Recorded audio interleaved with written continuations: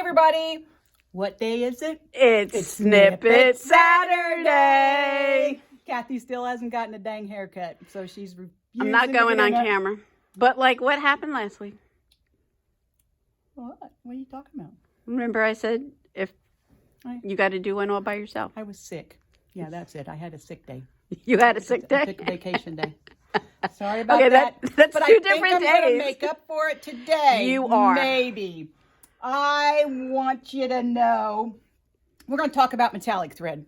You know, you either love it or you hate it. Love it. I love it too. And what I'm going to do is I'm going to give you some tips on stitching, embroidery stitching with metallic thread. Now this, I hope you can get a good picture of it, Kathi. This is cork. And this is one of the designs on our Solaris. And this has been stitching now for a while and not one thread break. And you can get in there and see. This is a red work design, but I meant them, not you. Oh. I meant them. It's not all about me. It's not all about you, Kathi. So this is a red work design that I've been stitching. And you can see I did a basting stitch. I pulled my basting thread up, if you remember from the last snippet a couple days ago, the basting stitch down, but not one thread break. And I'm going to show you give you some tips on how to stitch with this metallic thread. Number one, you want to stitch with this King Tut dime exquisite metallic thread. It's the best on the market, and we have some great deals on it. And this is their new purple, and I think it's great for Halloween. I just love the colors. It is good. There's a lot of beautiful stuff you can do with it. But I just wanted a subtle look. That's why it's kind of hard to see, but I want just a nice little pop of this. I'm going to put some bling in here and make it pop. But anyway, I'm going to show you what I do when I am stitching with metallic thread. Number one, first thing I do is I put a brand new top stitch needle in. I like a top stitch 80-12-ish needle. Brand new needle in. Same embroidery thread you use. Nothing gets changed there. I'm going to show you what I do. Well, here's the first thing. Did you notice that I have my thread on both, on the farthest thread stand? And that is because you want it to go through as many holes. You want to keep it going through and straight. And then you get down here, make sure you pop it in that eye right there. And then we're going to go down and just thread it the rest of the way, just like normal. That's important because you want to have it go through two eyes. It just kind of keeps it. It lets it relax a little bit. Relax so it doesn't kink up and then choke up in your machine. And if for those that have multi-needles or 10 needles, you know, I can put this thread in my multi-needle and I don't have to mess with tension. I don't have to slow the speed down. It stitches beautifully. And it's because it's got like 5 or 6 different eyes, different hoops, and then it goes through all the tension discs, and that's what keeps it from breaking and shredding. So just keep that in mind. The other thing I do is I go into my settings and I go to my embroidery tension.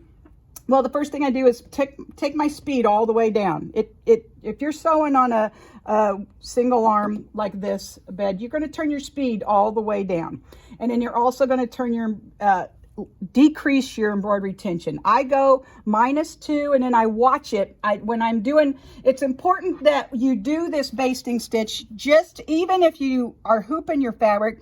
I do a basting stitch just to see if it's pulling the thread, and I look for the tension here to make sure that it's not pulling in or out. And you'll see it if you haven't adjusted your tension. You'll see the bobbin thread or the top thread pulling in. It pulls sideways when you get to those corners, and that's why I stitch a basting stitch whenever I'm doing metallic thread. And you watch for that, and that's when you start adjusting your stitches, your tension, maybe even a little more.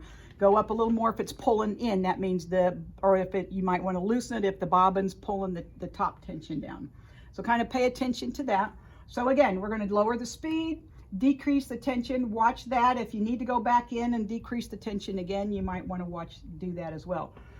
Your embroidery foot height, you normally don't need to mess with that unless you're stitching a metallic on a freestanding lace and you find that foot, you might want to lower that foot just a little bit if it's bouncing. If you find that it's bouncing, that sometimes that freestanding stabilizer can bounce. So I'm going to put this in the machine and I'm going to show you what I mean. and we're going to stitch away. And I don't do anything any different. Once the settings are changed, I don't do anything any different, but I always do sit here and watch it for a while just to make sure. And we are going to put that foot down and we are going to start stitching, and it is stitching away. And that is how we stitch with metallic thread. And you can see it just is nice. It goes up and through and it's not pulling fast. So make sure you turn your speed down. If you're having trouble with it breaking, turn your speed down, put a new needle in, make sure you have a new needle. I like the top stitch needle. I like the eye in the top stitch needle. That's what works really well for me. And make sure your tension is adjusted, and that's all you got to do. So get online, check out our exquisite. I know I'm not supposed to plug it, but I want you to try metallic thread. So do the King Tut thread, check out our colors, and we will see you. Right, wait, I got one. Oh, Kathy has one. Can I turn it around? No. Yes, please. No, you're good. So you know, during this pandemic, we have sold a ton of embroidery machines. Yes. And from the Verve all the way up. So I think it's important, since people aren't coming in, and we can remind them of these things, that they are never to reuse a pre-wound bobbin. Yes. Because they warp. They go at a faster speed, and they warp.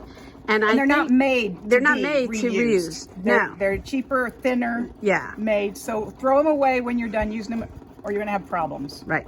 And that's my snippet. That's a great snippet. Okay, you get an A for the day. Okay. Thank you. See you next time. Bye. Bye-bye. Guys, thanks for watching this video.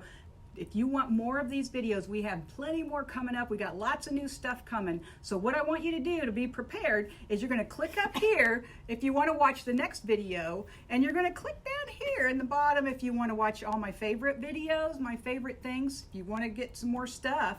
And then what you also want to do is subscribe so that you can get all the new stuff. Click the bell. Click the bell, subscribe, and thanks, and we'll see you in a bit.